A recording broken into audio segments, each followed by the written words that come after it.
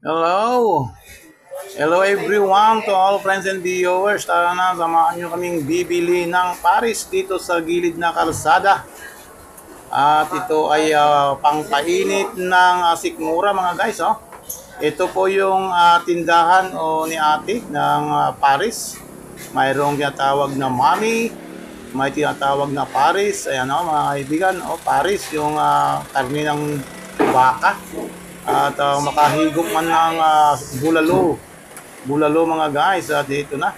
Ating titikman na maya kung dagdagan mo ng ate ng sabaw. Yan nga natin kung maraming sabaw ni ate dito. Dagdagan mo ate ng sabaw hanggang sa liig. Kadami ha. Para balik-balikan ka naming bumili dito ng paninda mong tawag yan. Paris. Ayun si ate. Sumasandok si ate. Sumasandok si ate ng sabaw. Sabaw pa lang yan ate. Ulam na yan ha.